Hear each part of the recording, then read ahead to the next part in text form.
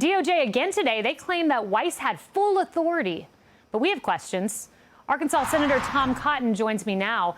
Senator Cotton, this is explosive. Joe Biden's in the room. What does Congress do with this information? Well, Kayleigh, it's getting to the point where it's hard to be shocked by any corruption allegations against the Biden family, but these revelations today truly are shocking. That you had the highest reaches of the Department of Justice, the FBI, and the IRS meddling in these career prosecutors and investigators' work, refusing to allow them to bring charges where charges were appropriate so the statute of limitations would run out, refusing to allow them to execute search warrants where they suspected evidence of crime. This text message of Hunter Biden saying that he was sitting with his father trying to get money from a Chinese communist official and that there would be severe consequences for those officials if not. These are all shocking revelations. I hope that the House will be able to call in all of the supervisors who were involved in these decisions and have them explain it for themselves. Obviously, there's been nothing from Merrick Garland because Merrick Garland is running the most politicized Department of Justice in modern times. But we got to demand answers as well from Merrick Garland and Christopher Wray, the director of the FBI, and Janet Yellen as Secretary of the Treasury, who oversees the IRS. We have to. You know, Senator Cotton, at this point, if you don't believe Joe Biden lied, you know, he said, I knew nothing about Hunter's business dealings. If you believe that, I mean, as George Strait would say, I have an oceanfront property to sell you in Arizona. I mean, who could possibly believe at this point when the evidence is in front of your very eyes that Joe Biden did not tell a lie to the American people over and over again? Well, we have it right in front of our eyes today, that text message from Hunter Biden saying he was sitting with his father and threatening someone about what his father and his father's friends would do if the guy didn't fork over the money. But common sense has always said that, Kayleigh. I mean, Joe Biden took Hunter Biden gallivanting around the world on Air Force Two for 13-hour trips. Now he's doing on an Air Force One. Does anyone really believe that Joe Biden and Hunter Biden were not discussing what Hunter Biden was up to? Like, why is he going to China? Who's he meeting with? How's he coming back with all this money? Where's the source of all the money that Hunter Biden is blowing on drugs and on prostitutes, as this investigator also revealed? I think those are questions that Joe Biden was asking, and I think there's a lot of conversation about it. These whistleblowers deserve to be heard, and their supervisors need to give answers.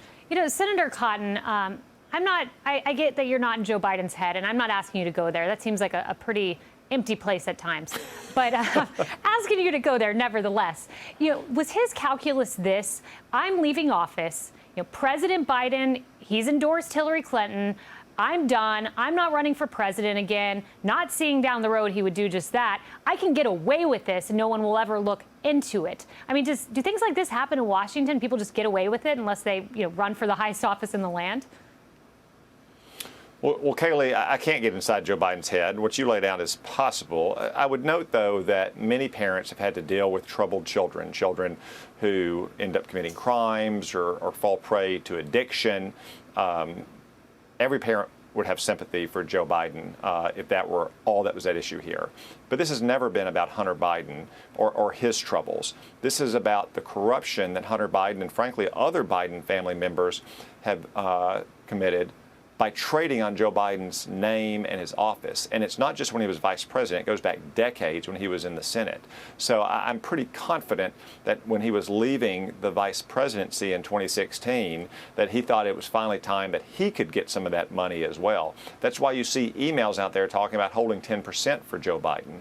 But this has never been about Hunter Biden and Hunter Biden's troubles. It's always been about what Hunter Biden and other members of the Biden family have done to trade on Joe Biden's name, office, and influence. Yeah, and Hunter Biden, you know, he's front and center.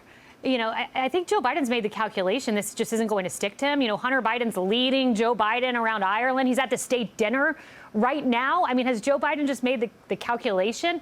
I'm just going to keep Hunter front and center. American people won't care. Well, I guess you could say that Joe Biden's gotten away with it now for 50 years. I mean, look what happened earlier this week. Hunter Biden got a slap on the wrist. They let the most serious crimes lapse under the statute of limitations. They didn't even charge any crimes related to corruption or bribery or foreign influence peddling. So Joe Biden probably thinks that he's gotten away with it this far. And with the complicit media, maybe he thinks he can continue to get away with it. Well, good luck. 56% of the American people say we think Hunter was involved in these business dealings. So best of luck. Senator Cotton, Thank you. Hey, Sean Hannity here. Hey, click here to subscribe to Fox News YouTube page and catch our hottest interviews and most compelling analysis. You will not get it anywhere else.